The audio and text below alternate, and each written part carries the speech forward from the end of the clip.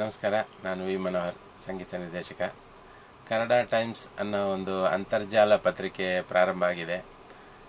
ಇದು ಬಹಳ ಒಳ್ಳೆಯ ಉದ್ದೇಶ ಇಟ್ಕೊಂಡು, ನಿಜವಾಗ್ಲೂ ಒಂದು ಕಲಾವಿದರ ಬಗ್ಗೆ ಕಾಳಜಿ ಇಟ್ಕೊಂಡು ಪ್ರಾರಂಭ ಆಗಿದೆ.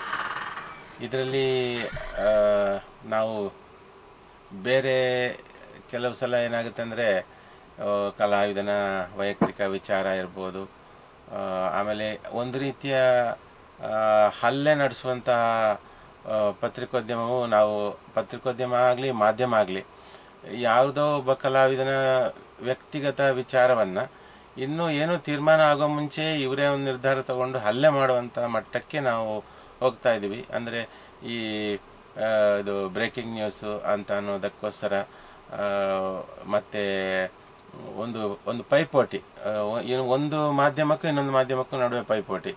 ಇದರಲ್ಲಿ ಏನಾಗುತ್ತೆ ಅಂದರೆ, ಕಲಾವಿದರು ತುಂಬ ಇದಕ್ಕೆ ದುಃಖಕ್ಕೆ ಒಳಗಾಗುವಂಥ ಪರಿಸ್ಥಿತಿ ಬಂದಿದೆ.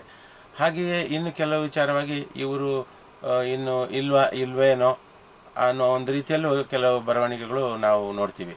ಆದರೆ ಈ ಕನ್ನಡ ಟೈಮ್ಸಲ್ಲಿ ಇದೆಲ್ಲವನ್ನ ಬಿಟ್ಟು ಒಳ್ಳೆಯ ವಿಚಾರವನ್ನು ಮಾತ್ರ ಹೇಳಬೇಕು, ಮತ್ತು ಆದಷ್ಟು ಪಾಸಿಟಿವ್ ವಿಚಾರಗಳನ್ನ ಹೇಳಬೇಕು.